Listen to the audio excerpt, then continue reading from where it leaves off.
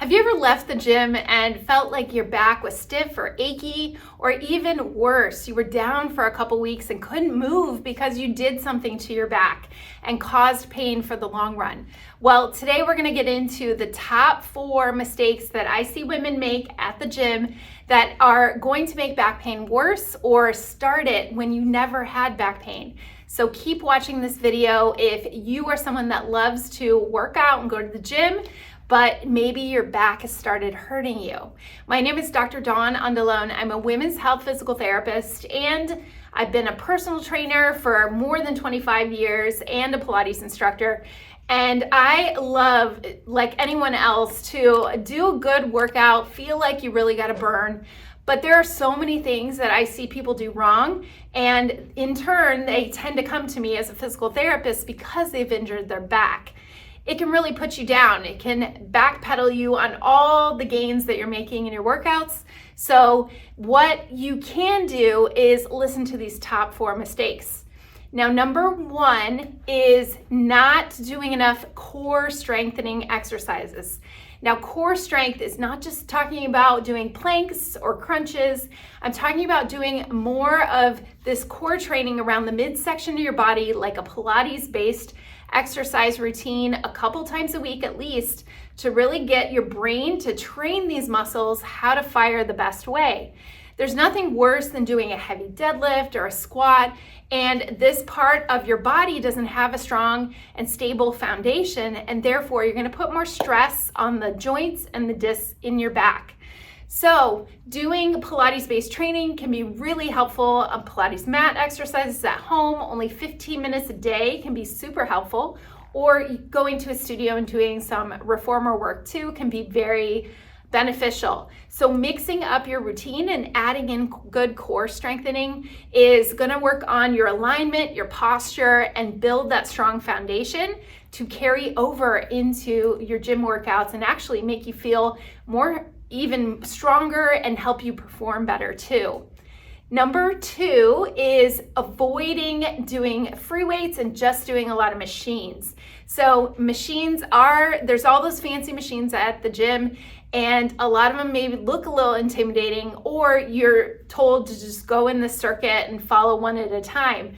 Well, with all those fancy machines, you are really just isolating one part of your body at a time. Not a bad thing, but overall, when we're talking about back pain, we see people compensate and do things wrong, especially if you're doing like a chest press or you're doing a heavy leg press and you start compensating in your spine. Maybe you're trying to push so much that you don't have good support and your form is off. Therefore, it's great to add in and mix in some free weight exercises because you're going to move your body more naturally. You're going to use this midsection of your body to stabilize yourself as you're lifting the weights through your arms, through your legs. So moving toward more free weight exercises and less on the machines can actually be more beneficial. So a little caveat to that, I want to say that a big X and a big no when we're talking about back pain is the back extension machine. You may see people go on that incline machine where they might hold a weight at their chest and they're going into a hyperextended position in their back. Not great for your back. So many people do this wrong, and it's really not beneficial. It's not helping you. So instead, you can do some exercises on the floor. Look up what a bird dog exercise is, or some Pilates-based strengthening exercises, even using one of those physio balls, those fitness balls. There are a lot of beneficial ways to use your back and strengthen your back without doing that back extension machine, because I see so many people injure themselves by overextending and doing it the incorrect way. Next is ignoring mobility and recovery. Mobility and recovery, super important. You're gonna get more out of each exercise if your joints are freely moving and you're working on flexibility and recovery. You're also going to recover a lot faster, preventing injury, and you may leave with a really tight, stiff area in your back or your shoulders or even your legs. But if you don't follow that up with mobility training and stretching, Therefore, a tight back is also a weak back. And you want to be able to move into some stretches, especially for the hips, and especially some rotation for the spine. And doing safe stretching exercises can be very beneficial for back pain when you're following that up with the strengthening.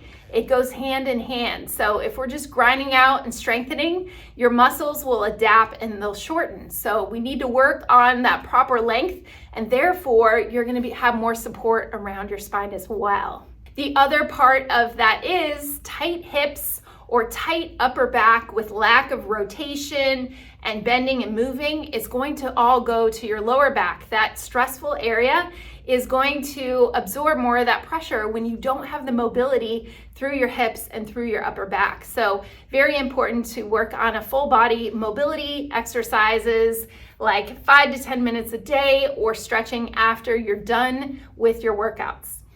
The other part is lifting with poor form as being the last big no-no that I see at the gym. So if you are doing deadlifts or you're doing squats, just making sure that you're checking in with a professional that knows how to correct your form.